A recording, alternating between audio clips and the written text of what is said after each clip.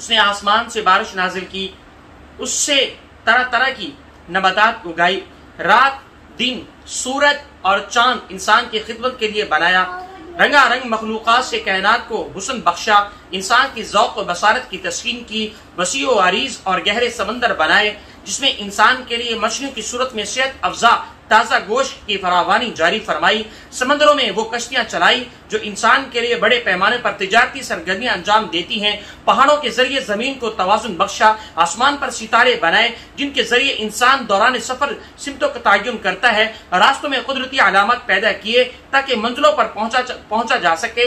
وَإِن تَعُدُّوا نِعْمَةَ اللَّهِ لَا تُحْصُوهَا، اگر تم اللہ کی نعمتوں کا شمار کرنا چاہو تو یقیناً نہیں کر سکو گے۔ اعوذ باللہ من الشیطان الرجیم، بسم اللہ الرحمن الرحیم، ربما يود الذین كفروا لو كانوا مسلمین، صدق اللہ العظیم۔ رب اشرح لي صدری ویسر لي امری واحلل عقدۃ من لسانی یفقهوا قولی۔ اللهم صل وسلم على نبینا وحبیبنا محمد۔ السلام علیکم ورحمۃ اللہ وبرکاتہ۔ محترم ناظرین، خلاصہ مضامین قرآن میں پارہ نمبر 14 کا اللہ سبحانہ و تعالیٰ کی توفیق سے آج آغاز کرنے جا رہے ہیں۔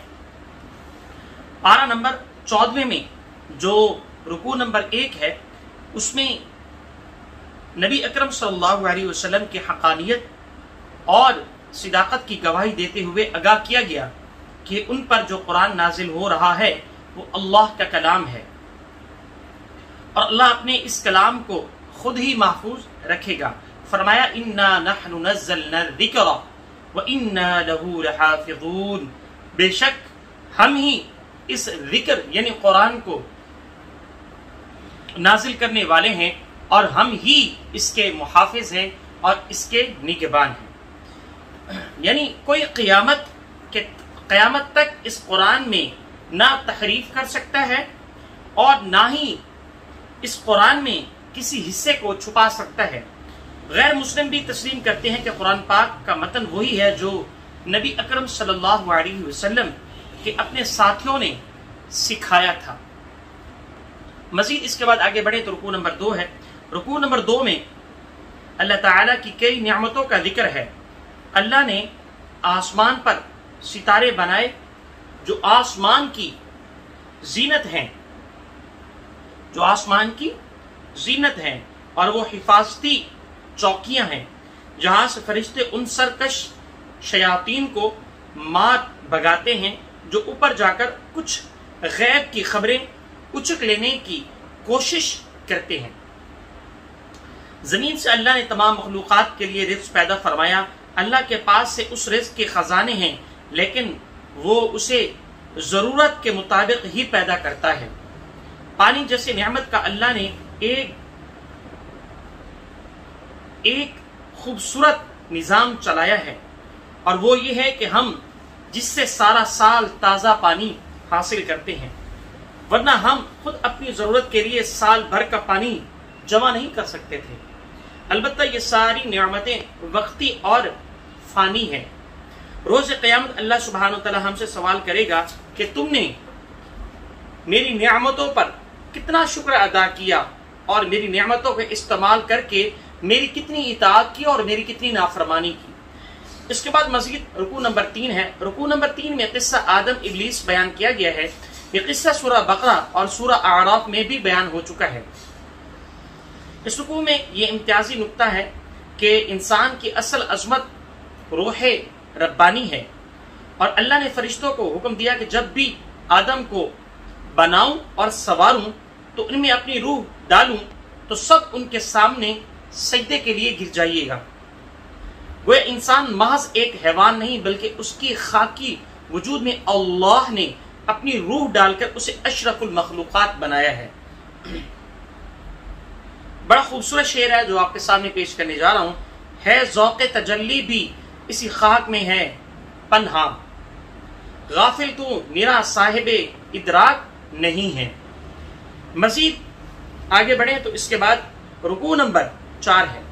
رکوع نمبر 4 میں بشارت دی گئی کہ اللہ جب اپنے بندوں کو جنت میں داخل کرے گا تو ان کے درمیان دنیا کی کوئی رنجش نہیں ہوگی، ساری رنجشیں ختم کر دی جائے گی، وہ جنت میں محبت کرنے والے بھائیوں کی طرح ساتھ رہیں گے۔ اس رکوع میں اللہ سبحانہ و تعالیٰ نے ارشاد فرمایا نبئ عبادی انی انا الغفور الرحیم وان عذابی هو العذاب العلیم۔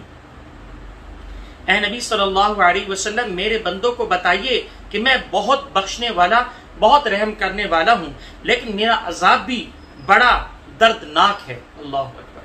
اللہ سبحانہ و تعالی ہم سب کو جو ہے جہنم کے عذاب سے، دردناک عذاب سے ہماری حفاظت فرمائے۔ خود جناب محمد عربی صلی اللہ علیہ وسلم کی مکمل کامل اتباع کرنے کی توفیق عطا فرمائے۔ اس کے بعد آگے بڑھیں تو مزید جو ہے ہمیں اپنا طرز عمل دیکھنا چاہیے کہ ہم اللہ سبحانہ و تعالی کی اتنی بڑی شان ہمارے سامنے ہر نعمتیں پیش کر رہی ہے، اور ہم ان نعمتوں کے خلاف یا ان نعمتوں کو کھاتے پیتے ہوئے ہم کس طرح شکر ادا کر رہے ہیں۔ یہ ہمیں، میں اور ہم سب مل کر یہ اپنا احتساب کریں کہ ہم آج کہاں کھڑے ہیں۔ مزید اس کے بعد آگے بڑھے تو رکوع نمبر 5 ہے۔ رکوع نمبر 5 میں قوم لوط پر بدترین عذاب کا ذکر ہے۔ وہ قوم ہم جنس پرستی کے گناہوں میں مبتلا تھی۔ حضرت لوط علیہ السلام نے اسے بہت سمجھایا، لیکن قوم نے نہیں سمجھا۔ اللہ نے نزول عذاب کے لیے فرشتوں کو خوبصورت لڑکوں کی صورت میں بھیجا۔ قوم نے انہیں بری نیت سے چھونے کی کوشش کی۔ فرشتوں نے حضرت لوط علیہ السلام اور ان کے گھر والوں کو بستی سے نکلنے کے لیے کہا۔ وہ نکل گئے سوائے لوط کی بیوی کے، اور وہ قوم کے ساتھ پیچھے رہ گئی۔ پھر فرشتوں نے اس قوم کی بستیوں کو الٹ دیا اور پتھروں کی بارش نازل کر کے اسے تباہ کر دیا۔ اس رکوع میں ان جنگل والوں میں پر بھی عذاب کے نزول کا ذکر ہے جن کی طرف حضرت شعیب علیہ السلام کو رسول بنا کر بھیجا گیا۔ اس کے بعد رکوع نمبر 6 ہے۔ رکوع نمبر 6 میں اللہ نے اپنے حبیب صلی اللہ علیہ وسلم کی دلجوئی کرتے ہوئے فرمایا کہ مشرکین کی سازشوں اور شرارتوں پر آپ صلی اللہ علیہ وسلم غمگین نہ ہوں۔ اللہ نے تو آپ صلی اللہ علیہ وسلم کو سورہ فاتح کی صورت میں 7 ایسی آیات عطا کی ہیں جو بار بار پڑھنے کی لائق ہیں۔ ان کی تلاوت سے سکون قلبی حاصل کیجیے، اپنے ساتھیوں پر شفقت و نرمی سے توجہ دیجیے، اپنی تبلیغ کا کام انفرادی سطح سے آگے بڑھائے کر اعلان کیجیے۔ مشرکین کی پرواہ نہ کیجیے، ان سے ہم خود ہی نمٹ لیں گے۔ اپنے رب کی بندگی زندگی کے آخری سانس تک کرتے رہیے۔ مزید آگے بڑھیں تو اس کے بعد رکوع نمبر الحمدللہ 1 ہے، اور وہ ہے سورۃ النحل کا۔ سورۃ النحل کا رکوع نمبر 1 میں آگاہ کیا گیا ہے کہ اللہ نے وسیع و عریض کائنات انسان کے استفادہ کے لیے بنائی ہے۔ انسان کو بھی اسی نے بنایا۔ کس نے؟ اللہ نے۔ اور اس کی ہدایت و تسکین کے لیے قرآن کریم جیسی عظیم نعمت نازل فرمائی۔ جانوروں کے ذریعے انسان کو طرح طرح کے فائدے پہنچائے۔ بلا شبہ اللہ کی شکر گزاری کا راستہ ہی سیدھا راستہ ہے۔ اللہ ہمیں اسی راستے کی ہدایت نصیب عطا فرمائے، آمین۔ اس کے بعد رکوع نمبر 2 ہے۔ رکوع نمبر 2 میں اللہ کی کئی نعمتوں کا ذکر ہے۔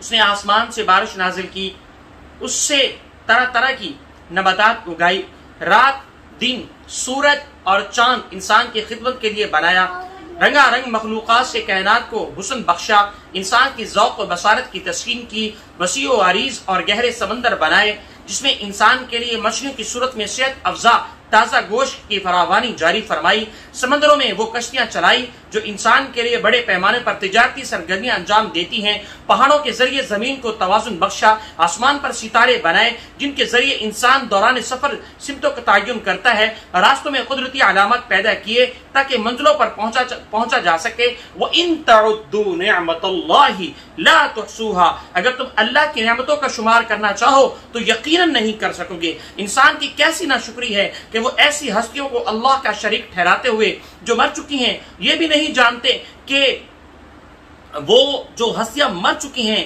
وہ دوبارہ کب زندہ ہوں گی۔ اللہ ہمیں شرک سے بچائے اور اپنا شکر گزار بندہ بننے کی توفیق عطا فرمائے، آمین۔ تھوڑا یہ معاملہ اللہ کی نعمتوں کا ہے۔ جب اللہ کی نعمتوں کو یاد کیا جاتا ہے تو انسان ذرا جذباتی ہو جاتا ہے اور سوچتا ہے کہ میں کیسا، میرا اللہ کیسا، سبحان اللہ۔ میرے اللہ کی میرے اوپر کتنی نعمتیں ہیں اور میں اپنے اللہ کے رسول کی کتنی اطاعت کر رہا ہوں۔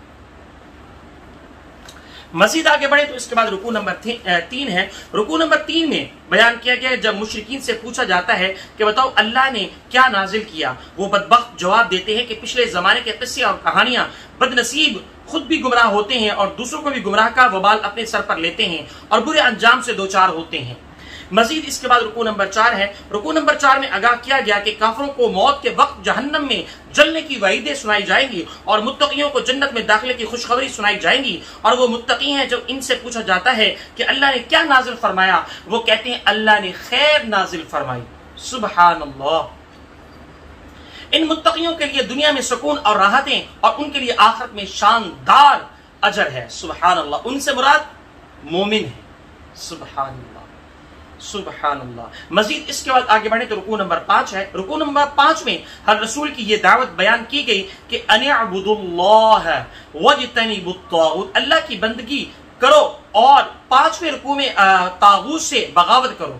طاغوت سے مراد ہر وہ شخص ہے جو شریعت کی بجائے اپنے قانون نافذ کرے۔ اللہ کی ان باغیوں کی اطاعت سے انکار کرنا، ان کے خلاف جہاد کرنا اللہ سے وفاداری کا لازمی تقاضا ہے۔ اللہ ہمیں یہ تقاضا پورا کرنے کی توفیق عطا فرمائے، آمین۔ مزید اس کے بعد رکوع نمبر 6 ہے۔ رکوع نمبر 6 میں حدیث رسول صلی اللہ علیہ وسلم آپ کے سامنے میں پیش کرنے جا رہا ہوں۔ رسول اللہ صلی اللہ علیہ وسلم کی ذمہ داری بتائی گئی کہ وہ نہ صرف لوگوں تک قرآن پہنچائے بلکہ اس کی مضامین کی وضاحت بھی کریں اور اس کے احکامات پر عمل کی مثال پیش کریں۔ ہم قرآن حکیم کو سمجھنے کے لیے ارشادات نبی صلی اللہ علیہ وسلم اور سنت نبی صلی اللہ علیہ وسلم کے محتاج ہیں۔ اللہ ہمیں انکار حدیث کے فتنے سے محفوظ فرمائے، آمین۔ اس کے بعد مزید آگے بڑھے تو رکوع نمبر 7 ہے۔ رکوع نمبر 7 میں منع کیا گیا کہ وہ معبود نہ بناؤ، ایسا نہ ہو کہ زبان سے اللہ کے معبود ہونے کا اعلان کرو لیکن عملی طور پر نفس، دولت، رسم و رواج یا وطن کی پجاری بن جاؤ۔ اللہ ہی کو معبود بناؤ۔ یاد رکھو وَلَهُ الدِّينُ وَاصِبًا، اس کی اطاعت مسلسل یعنی ہر وقت ہر معاملہ کرنی چاہیے۔ ہر معاملے میں، تجارت میں، کاروبار میں اور عبادت میں تو ہے ہی ہے، اور اٹھنے بیٹھتے سوتے چلتے ہر وقت کس کی اطاعت کرنی چاہیے؟ اللہ اور اس کے رسول کی صلی اللہ علیہ وسلم۔ مزید اس کے بعد آگے بڑھیں تو 8ویں رکوع ہے۔ 8ویں رکوع میں نبی اکرم صلی اللہ علیہ وسلم کو آگاہ کیا گیا وَمَا أَنزَلْنَا عَلَيْكَ الْكِتَابَ إِلَّا لِتُبَيِّنَ لَهُمُ الَّذِي اخْتَلَفُوا فِيهِ وَهُدًى وَرَحْمَةً لِقَوْمٍ يُؤْمِنُونَ۔ وَهُدًى وَرَحْمَةً، ہم نے آپ پر کتاب نازل نہیں کی مگر اس لیے کہ آپ وضاحت کر دیں ان معاملات کی جن میں لوگ اختلاف کر رہے ہیں۔ ہمیں اختلافات کے حل کے لیے قرآن حکیم اور احادیث نبی صلی اللہ علیہ وسلم سے رہنمائی لینی چاہیے۔ مسائل کے سبب حل جاننے کی بنیادی کا مآخذ یہی دونوں ہیں۔ ان کے بعد اجتماع امت مستند علماء کی اتحاد کے درجہ ہے۔ ان سب کے علاوہ کسی اور ذریعے سے ہدایت کو حصول ناممکن ہے۔ مزید آگے بڑھیں تو اس کے بعد رکوع نمبر 9 ہے۔ رکوع نمبر 9 میں اللہ کی ان نعمتوں کا ذکر ہے جو مشروبات کی صورت میں عطا کی گئی۔ یہ مشروبات پانی، دودھ، پھلوں کا رس، شہد کا ذکر خاص اہتمام سے کیا گیا۔ ایسے لوگوں کے لیے بیماریوں سے شفا کا حصول ذریعہ قرار دیا گیا ہے۔ یعنی شہد میں یقیناً اللہ نے شفا رکھی ہے اور وہ لوگوں کے لیے بہت بڑی نعمت ہے جس کو قرآن کریم میں اللہ نے ذکر فرمایا ہے۔ مزید اس کے بعد رکوع نمبر 10 ہے۔ رکوع نمبر 10 میں 2 عام فہم مثالوں کا بیان ہے۔ پہلی مثال کے ذریعے سے عہد اور معبود کے فرق کو واضح کیا گیا ہے۔ ایک شخص ہے جس کے پاس بہت مال دولت ہے، جس طرح چاہتا ہے خرچ کرتا ہے، دوسرے شخص کے پاس کچھ بھی نہیں ہے۔ کیا یہ دونوں برابر ہو سکتے ہیں؟ اسی طرح سے معبود حقیقی اللہ ہے جو بیش بہا خزانوں کا مالک ہے، جو چاہے وہ کرتا ہے۔ بندے لاچار ہیں، بے بس مجبور ہے۔ دوسری مثال نافرمان اور نافرمان بندوں کا فرق بیان کرنے کے لیے یہاں مثال دی گئی ہے۔ ایک ایسا غلام جو نکما ہے، کوئی کام ڈھنگ سے نہیں کرتا، مالک پر ایک بوجھ ہے۔ دوسرا شخص وہ جو نہ صرف خود نیک ہے اور باصلاحیت بھی ہے بلکہ دوسروں کو بھی خیر کی تلقین کرتا ہے۔ کیا یہ دونوں ایک جیسے ہو سکتے ہیں؟ نہیں۔ اسی طرح اللہ کی نافرمانی کرنے والے اور فرما برداری اختیار کرنے والے بھی برابر نہیں ہو سکتے۔ یہ سمجھانا مطلوب ہے۔ مزید اس کے بعد رکوع نمبر 11 ہے۔ رکوع نمبر 11 میں اللہ کی کئی نعمتوں کا ذکر ہے۔ اللہ نے ہمیں حصول کے علم کے لیے سماعت، بصارت، عقل دی ہے۔ سکون کے لیے گھر جیسی نعمت عطا کی، جانوروں کی کھالوں جیسے خیمے، قالین، دیگر فوائد حاصل کرنے کی صلاحیت دی، ٹھنڈی چھاؤں میں جیسی نعمت عطا کی، اور آج کل ایسی ہیں ماشاءاللہ اللہ نے بڑی یہ نعمت سے نوازا ہے، پہاڑوں میں غار بنائے جن میں ہم پناہ لیتے ہیں، ایسے لباس بنانے کی مہارت سکھائی جو ہمیں موسم کی شدت اور جنگ کے دوران دشمن کے وار سے بچاتے ہیں۔ بلا شبہ اللہ نے ہم پر اپنی نعمتوں تمام فرمائی، سب سے بڑی نعمت ہدایت کی ہے۔ اللہ کی ہم پر ہزاروں کروڑوں نعمتیں ہیں، ان سب سے بڑی ایک نعمت ہدایت ہے جو اللہ نے ہمیں رسولوں کے ذریعے سے عطا فرمائی۔ اگر ہم اس ہدایت سے فائدہ نہیں اٹھاتے تو رسولوں کے ذمہ صرف حق پہنچا دینا ہے ہم تک۔ اللہ سبحانہ و تعالی ہمیں ہدایت کی توفیق نصیب فرمائے اور اللہ اپنے ان بندوں میں شامل فرمائے جو اللہ کے شکر گزار ہیں۔ مزید اس کے بعد رکوع نمبر 12 ہے۔ رکوع نمبر 12 میں یہ نازک مضمون بیان ہوا ہے کہ روز قیامت نبی اکرم صلی اللہ علیہ وسلم کو امت کے خلاف گواہ کے طور پر لایا جائے گا۔ آپ صلی اللہ علیہ وسلم اللہ کے سامنے گواہی دیں گے کہ میں امتیوں تک دین پہنچا دیا تھا، انہوں نے عمل کیا یا نہیں، اب وہ خود ہی اس کے ذمہ دار ہیں۔ بزرگان دین شرک کرنے والوں سے اعلانی بیزاری کریں گے، اب شرک کرنے والوں کو ایسا عذاب دیا جائے گا جو مسلسل ہوگا اور اس میں کوئی کمی نہیں کی جائے گی۔ اس کے بعد مزید آگے بڑھے تو رکوع نمبر 13 ہے۔ رکوع نمبر 13 میں چند اہم ہدایات کا بیان ہے۔ اللہ نے ہمیں عدل، احسان، قرابت داروں سے حسن سلوک کا حکم دیا، بے حیائی، برائی، زیادتی سے منع فرمایا، معاہدات کی پابندی کی تلقین کی، کسی گروہ سے معاہدہ کے بعد اس کے معاملات میں دخل اندازی سے روکا، ایسے لوگوں کو پرسکون روحانی زندگی کی بشارت دی جو پورے اخلاص سے نیکیاں کرتے ہیں۔ مزید فرمایا جب بھی تم پر قرآن پڑھا جائے تو تم اس سے ہدایت حاصل کرو، محرومی سے بچو، لہذا قرآن پڑھتے ہوئے مردود شیطان کے حملوں سے اللہ کی پناہ حاصل کرو۔ مزید آگے بڑھیں تو رکوع نمبر 14 ہے۔ رکوع نمبر 14 میں خبردار کیا گیا کہ جو لوگ ایمان لانے کے بعد مرتد ہو جائیں اللہ انہیں عذاب شدید سے بچائے، یعنی عذاب شدید سے بچا لے گا یا بچا دے گا۔ انہوں نے وقتی مفاد کی خاطر دنیا کو آخرت پر ترجیح دے دی اور دائمی خسارے کے سوا کچھ حاصل نہ کیا۔ البتہ اگر کوئی جان کے خوف سے ظاہری طور پر کلمہ کفر کہہ دے تو اللہ سبحانہ و تعالی معاف فرمائے گا۔ اللہ ہمیں ایمان پر استقامت عطا فرمائے، آمین۔ اس کے بعد مزید آگے بڑھیں تو رکوع نمبر 5 ہے، رکوع نمبر 15 ہے۔ رکوع نمبر 15 میں آگاہ کیا گیا کہ جو قوم اللہ کی نعمتوں کی ناشکری کرتی ہے اللہ اس پر بھوک، خوف کا عذاب مسلط فرما دیتا ہے۔ ایک طبقہ فقراء فاقہ کی وجہ سے خودکشی کرنے پر مجبور ہو جاتا ہے اور دوسرے طبقے کی ہوس کی بھوک مٹتی ہی نہیں، وہ لوٹ گھسوٹ کے سابقہ ریکارڈ توڑ دیتا ہے۔ اندرونی طور پر بد امنی اور لا قانونیت سے مال و جان کے خطرات لاحق ہو جاتے ہیں، بیرونی طور پر دشمنوں کی سازشوں اور جارحیت کا خوف بھی مسلط ہو جاتا ہے۔ آج بھی اہل پاکستان اپنی ناشکری اور دین سے بے وفائی کی پاداش میں بھوک اور خوف کے مذکورہ بالا عذاب سے دوچار ہے۔ اللہ ہمیں ان افرادی اور اجتماعی سطح پر سچی توبہ کرنے کی توفیق عطا فرمائے۔ خاص طور پر آج کا یہ جو 2021 چل رہا ہے، یہ چوتھا مہینہ ہے اور اس میں دیکھ لیں کووڈ-19 کے معاملات کیا ہیں۔ اللہ سبحانہ و تعالی ہم سب کو تمام بیماریوں سے بچائے اور ہم سب کی حفاظت فرمائے، امت مسلمہ کی۔ اس کے بعد رکوع نمبر 16 ہے۔ رکوع نمبر 16 میں حضرت ابراہیم علیہ السلام کی تحسین کی گئی اور وہ اللہ کے فرما بردار اور شکر گزار بندے تھے۔ تلقین کی گئی کہ حضرت ابراہیم علیہ السلام کی روش کی پیروی کرو، انہوں نے ہر محبت کو اللہ کی محبت کے سامنے قربان کر کے توحید خالص کی عملی مثال قائم کی۔ اس رکوع میں یہ ہدایت بھی دی گئی کہ ادعو الی سبیل ربک بالحکمت والموعظۃ الحسنۃ وجادلہم باللتی ہی احسن، اپنے رب کے راستے کی طرف دعوت دو دلائل کے ساتھ، معاشرے کے ذہین افراد کو درد بھرے واز کے ساتھ، عوام الناس کو بحث کرو فتنہ اٹھانے والے کے ساتھ بڑی شائستگی سے۔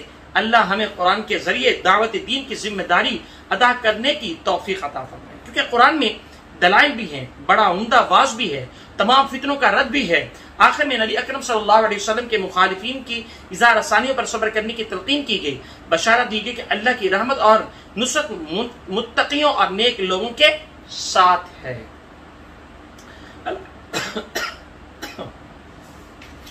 الحمدللہ یہ پارہ نمبر 14 محض اللہ سبحانہ وتعالی کی توفیق سے خلاصہ مضامین کے اعتبار سے مکمل ہوا۔ انشاءاللہ اللہ نے چاہا تو اگلی نشست میں آپ کے سامنے خلاصہ مضامین پارہ نمبر 15 کا آپ کے سامنے بیان کیا جائے گا۔ تو اپنے میزبان سید رفیق بخاری کو اجازت دیجیے، کل کے ایپیسوڈ میں حاضر خدمت رہے گی۔ السلام علیکم ورحمۃ اللہ وبرکاتہ۔